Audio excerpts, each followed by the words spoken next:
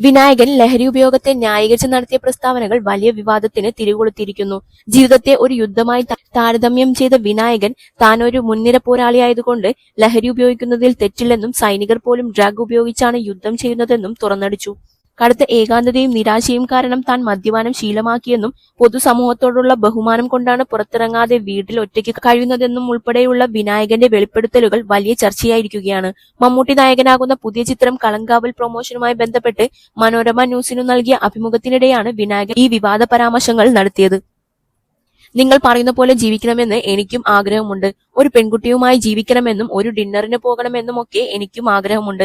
Cinema തിയേറ്ററിൽ പോയി cinema കാണണമെന്നും ആഗ്രഹമുണ്ട്. ഇതൊന്നും നടക്കാത്തത് എന്റെ കുഴപ്പം തന്നെയാണ്.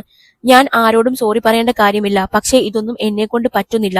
സമൂഹത്തോട് ബഹുമാനമുള്ളത് കൊണ്ടാണ് ഞാൻ വീട്ടിൽ തന്നെ ഇരിക്കുന്നത്. ഞാൻ പുറത്തിറങ്ങിയാൽ 10 പേര് എന്നെ തോണ്ടും. ഞാൻ പ്രശ്നമുണ്ടാക്കും. ഞാൻ ഭയങ്കരമായി മദ്യപിക്കും. വീട്ടിൽ ഒറ്റയ്ക്കിരിക്കുകയാണല്ലോ. ആരുമില്ല വീട്ടിൽ. ഞാൻ ഒറ്റയ്ക്കാണ്. തലയിലെ ഡാർക്ക് കളയാൻ ബെസ്റ്റ് കള്ളാണ്. കള്ളു കുടിക്കുമ്പോൾ ഞാൻ ഹാപ്പിയായിരിക്കും. എനിക്കും സന്തോഷിക്കണ്ടേ. കുറെ കള്ളു കുടിക്കും, കിടന്നുറങ്ങും. എനിക്ക് ഉറങ്ങാൻ ഇഷ്ടമാണ്. മരിക്കാനും ഇഷ്ടമാണ്. പക്ഷെ ഇപ്പോൾ മരിക്കാൻ താല്പര്യമില്ല. അതുകൊണ്ട് കള്ളു കുടിച്ച് കിടന്നുറങ്ങും. എല്ലാം ഉണ്ടായിട്ടും പുറത്തിറങ്ങാൻ പറ്റിയില്ലെങ്കിൽ എന്ത് ജീവിതമാണ്. അതിനേക്കാൾ നല്ലത് ഒരാളെ കൊന്നിട്ട് ജയിലിൽ പോയി കിടന്നൂടെ. എന്നെ മനസ്സിലാക്കുന്ന ആളുകളും ഈ സമൂഹത്തിലുണ്ട്. ഇന്നലെ എന്റെ പടത്തിന്റെ പോസ്റ്റർ വന്നപ്പോൾ ഒറ്റ ആള് പോലും മോശം കമന്റ് ഇട്ടിട്ടില്ല. കമോൺ ചേട്ടാ എന്നാണ് കമന്റുകൾ. അത് കണ്ട് ഞാൻ ഇമോഷണൽ ആയിപ്പോയി. എന്നെ 2 ചീത്ത പറഞ്ഞാൽ എനിക്ക് കുഴപ്പമില്ല. പക്ഷെ സ്നേഹത്തോടെ വിളിക്കുമ്പോൾ ഞാൻ വീക്കായി പോവും. ജീവിതം ഒരു യുദ്ധമാണ്. ഞാൻ അത് മുൻപും പറഞ്ഞിട്ടുണ്ട്. ആ യുദ്ധത്തിൽ ലഹരി കൂടി വേണം. പട്ടാളത്തിൽ ലഹരിയില്ലേ? നിങ്ങൾ അന്വേഷിച്ചു നോക്കൂ. ഇന്ത്യൻ പട്ടാളക്കാരോടും ഇസ്രായേൽ പട്ടാളക്കാരോടും ചോദിച്ചു നോക്കൂ.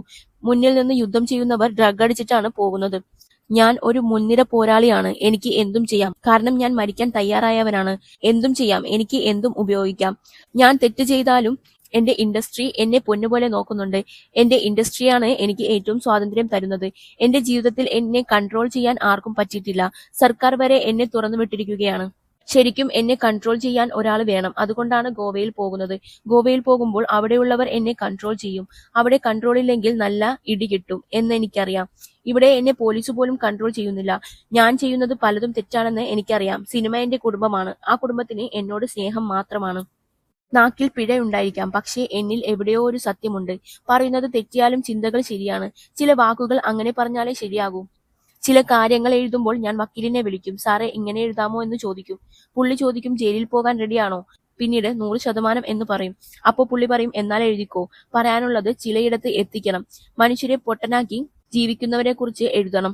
ഞാൻ ഒരു സിനിമാ നടനാണെന്ന് പറഞ്ഞ് ബെൻസ് കാർ എടുത്ത് വീട്ടിൽ ചെന്നിരുന്നാൽ പോരാ. സമൂഹത്തിന് വേണ്ടി സംസാരിക്കണം. സംസ്കൃതത്തിലുള്ളത് പച്ച മലയാളത്തിൽ പറഞ്ഞാൽ അത് അസഭ്യമായി തോന്നിയാൽ അത് വിനായകൻ ഇനിയും തുടരും. അല്ലെങ്കിൽ നിങ്ങൾ എന്നെ വെടിവെച്ച് കൊല്ല്.